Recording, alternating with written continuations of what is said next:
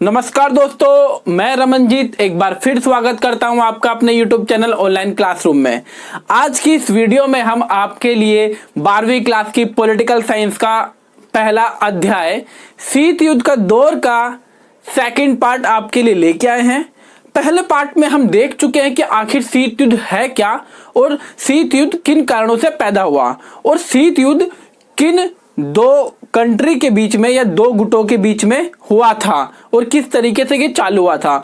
अगर ये आपने वीडियो नहीं देखी है पहला पार्ट तो डिस्क्रिप्शन में लिंक है, उसको जाइए और देखिए। और हाँ, आप हमारे चैनल पर अगर आप नए हैं तो चैनल को सब्सक्राइब करना मत भूलिएगा। पहले अध्याय में पहले पार्ट में हम देख चुके हैं कि शीत युद्ध आखिर किन कारणों से पैदा हुआ। अब हम ये भी जानते हैं कि शीत युद्ध अमेरिका और यूएसएसआर दो गुटों के बीच में लड़ा जा रहा था। तो अब हमारा जो नया टॉपिक है दो ध्रुवीय विश्व का प्रारंभ। इस टॉपिक में हमें ये देखना है कि जो पूरा वर्ल्ड था, जो पूरा विश्व था, किस प्रकार से दो ध्रुव मतलब कि ध्रुव मतलब आप एक तरीके समझ सकते हैं कि दो गुटों में बदल चुका था या बट चुका था। दोनों महाशक्तियां अमेरिका और यूएसएसआर विश्व के विभिन्न भागों में अपना दायरा बढ़ाने पर तुली थी और विश्व दो गुटों में साफ तौर पर बढ़ता हुआ दिखाई दे रहा था। एग्जाम्पल के लिए आप देखिए कि आपकी क्लास एक कोई क्लास है जिसमें आप पढ़ते हैं और उस क्लास में दो दादा हैं। दादा मतलब कि जो दो एक ऐसे व्यक्ति हैं जो प्रभावशाली स्टूडेंट हैं, चाहे वो पढ़ाई लिखाई के मामले में हो, ये लड़ाई दंगल के मामले में हो। ठीक है, अब दो आप लड़ाई दंगल को लेके समझिए, थोड़ा अच्छे समझ पाएंगे। अगर आपकी क्लास में दो दादा दो गुंडे मतलब कि मैं उनको गुंडे नहीं कहना चाहता किसी बच्चे को, आप एक उदाहरण के लिए समझ सकते हो। आपकी क्लास में दो गुंडे हैं, अब उन गुंडों के सर्कल के पीछे पूरी क्लास बढ़ चुकी है। एक हो गया, एक है जैसे कि रमन दादा, ठीक है, एक है पुनीत दादा के सपोर्ट में कुछ बच्चे आ गए और कुछ बच्चे आ गए पुनीत दादा के सपोर्ट में आ गए। इससे क्या कि पूरी क्लास आपकी दो गुटों में बट गई, रमन और पुनीत के दो गुटों में बट के नजर आ गई। ठीक है, अब जो यूरोप में हम देखते हैं, पश्चिमी यूरोप के ज्यादातर जो देश थे, अगर आप यूरोप के देशों को देखोगे इस शीत युद्ध के काल में, पश्चिमी यूरोप के ज्यादातर देश जैसे फ्रांस, जर्मनी, ब्रिटेन जो देश थे वो अमेरिका का पक्ष लिया, अमेरिका के सपोर्ट में थे और पूर्वी यूरोप के देश ज्यादातर सोवियत संघ के सपोर्ट में थे। ये बंटवारा था। पश्चिम गुट के संगठन, जो मैंने बात करा कि पश्चिमी यूरोप का जो गुट था, उन्होंने अपना एक संगठन बनाया, सैनिक संगठन। जैसे कि हमने एक क्लास में हमने एक संगठन बना दिया, सैनिक संगठन का नाम जिसका नाम दे दिया हमने नाटो। क्या नाटो का, जैसे कि अगर आप देखोगे नाटो, एन से नॉर्थ, ए से अटलांटिक, टी से ट्रीटी, ए से association, North Atlantic Treaty Association, उत्तर अटलांटिक संधि संगठन, इसका नाम दिया और 1949 में इसे बनाया गया, जिसमें 12 देश शामिल थे।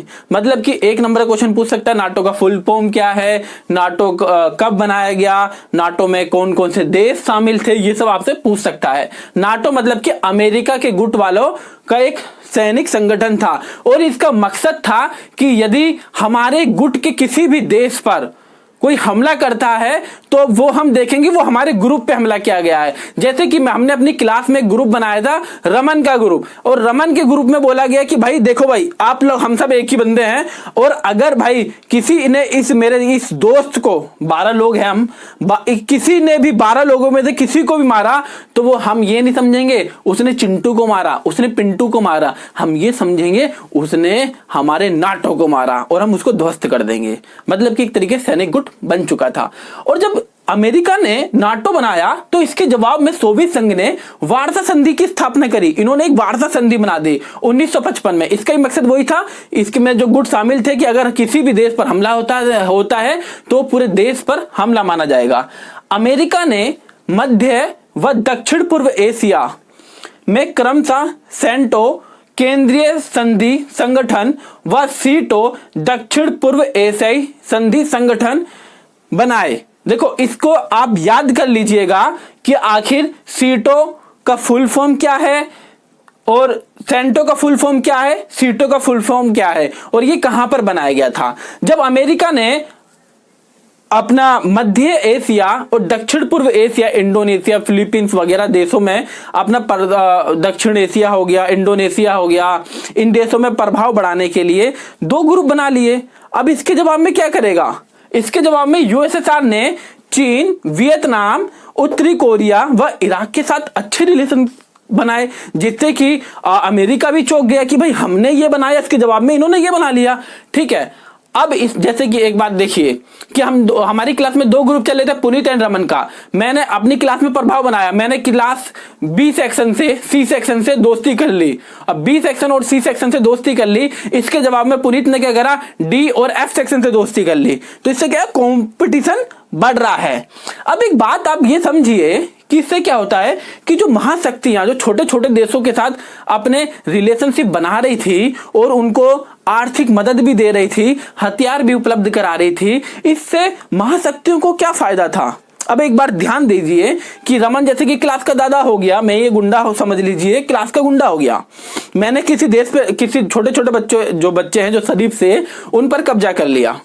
क्या कर लिया? एक तरीके से उन पे दबदबा बनाने लगे। जैसे आप डोरेमोन देखते होंगे, डोरेमोन में जियान क्या करता है, वो अपनी पावर दिखा करके सुनियों का उससे जो भी खाना लेकर आता है वो छीन लेता है, कॉमिक बुक लेकर आता है वो छीन लेता है। इससे क्या होता है, उसका दबदबा बन जाता है।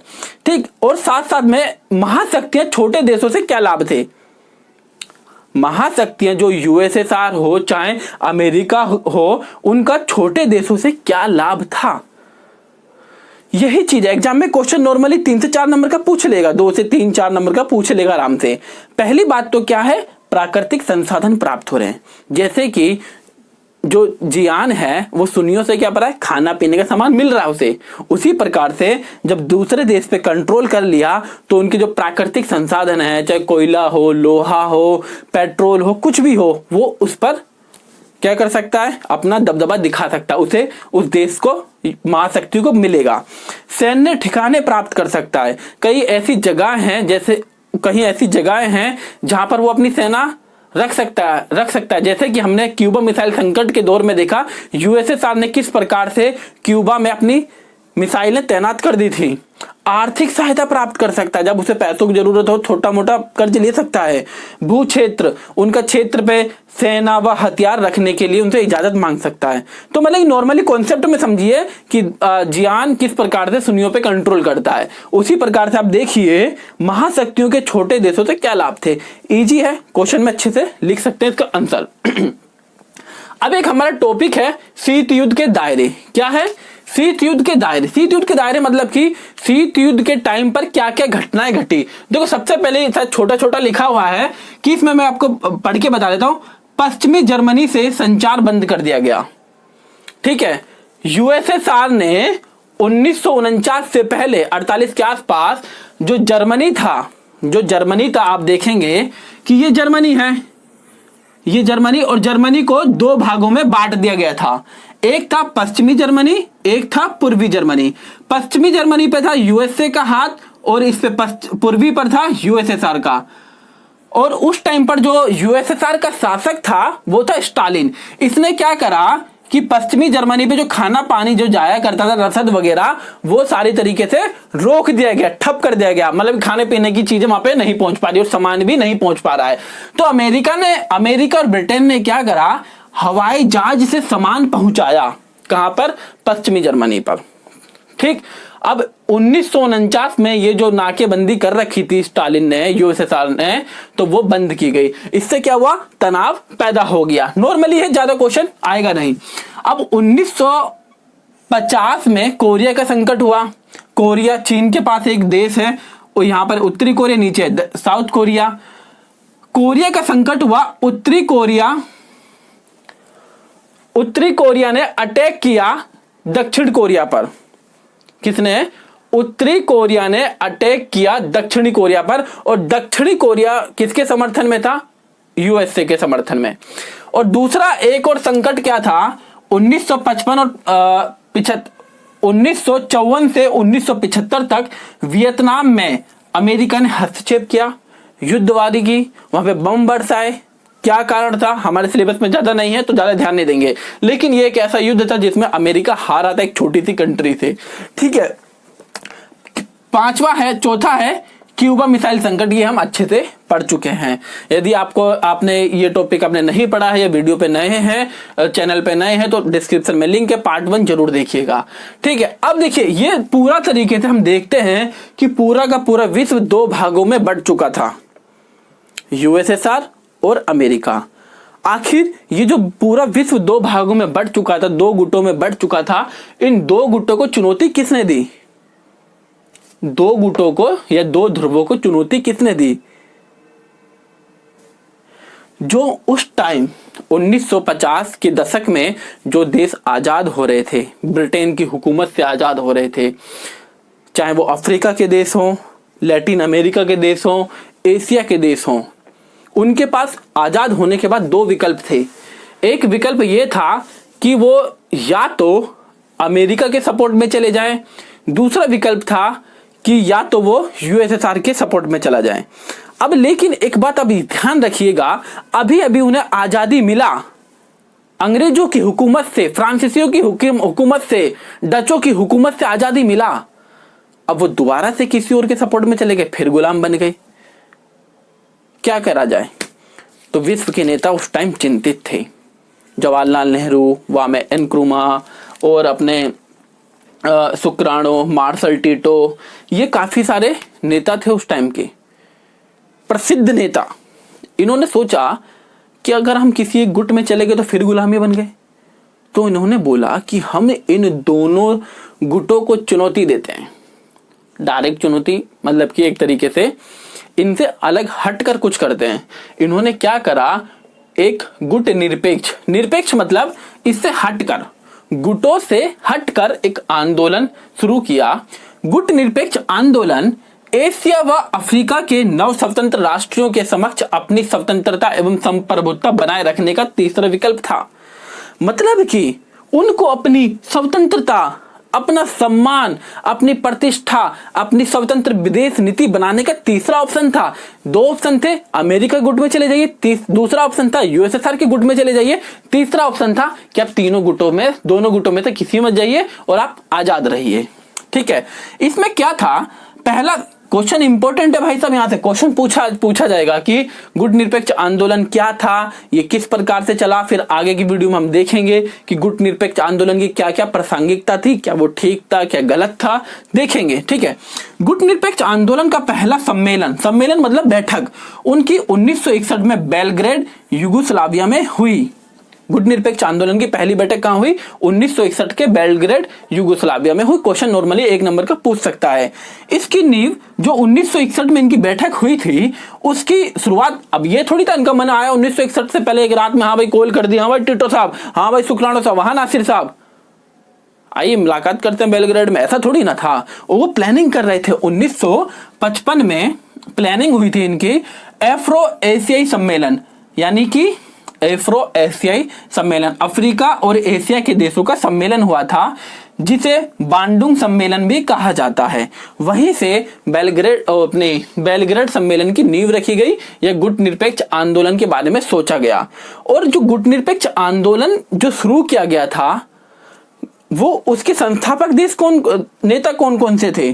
पहली बात तो भारत ने इसमें बढ़ चढ़ के हिस्सा लिया था। संस्थापक देशों में भारत, मिस्र, इंडोनेशिया, यूगोस्लाविया, घाना, और ये इनके नेता थे। भारत से जवाहरलाल नेहरू, मिस्र से कर्नल नासिर, इंडोनेशिया से सुकर्नो, यूगोस्लाविया से मार्शल टीटो और घाना से वामे एनक्रुमा। तो ये एक तरीके से आज की हमारी वीडियो में सिर्फ और सिर्फ इतना ही था। अब नई जल्दी वीडियो लेके आएंगे, लेकिन हमें इसमें यही देखा, इस वीडियो में एक बार दोबारा बता देते हैं कि 2 ध्रुवीय विश्व बन चुका था।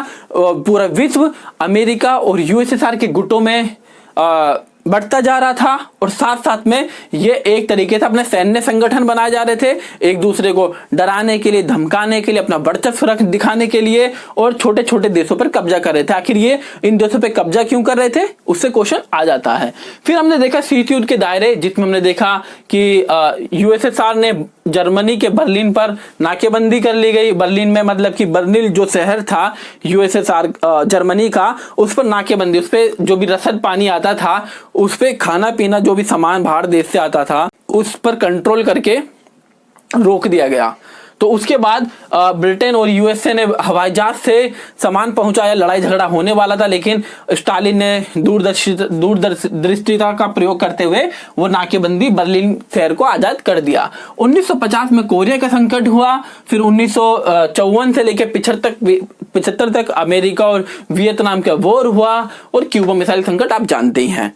दूसरी बड़ी बात, हमने इन चीज को देखा कि पूरा विश्व दो गुटों में बंट चुका था, तो साथ साथ में हम ये देख चुके हैं कि इस दो गुटों को चुनौती देने के लिए एक आंदोलन की शुरुआत हुई, गुट निरपेक्ष आंदोलन, जिसकी स्थापना करने का उद्देश्य ये था कि जो नए आजाद हुए देश थे वो दोबारा से किसी गुलामी में नहीं जीना चाहते थे।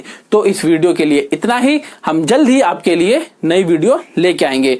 हाँ, एक रिक्वेस्ट है कि यदि आपने चैनल सब्सक्राइब नहीं किया है तो प्लीज चैनल सब्सक्राइब करें और अपने दोस्तों के साथ ये वीडियो जरूर पहुंचाएं। धन्यवाद।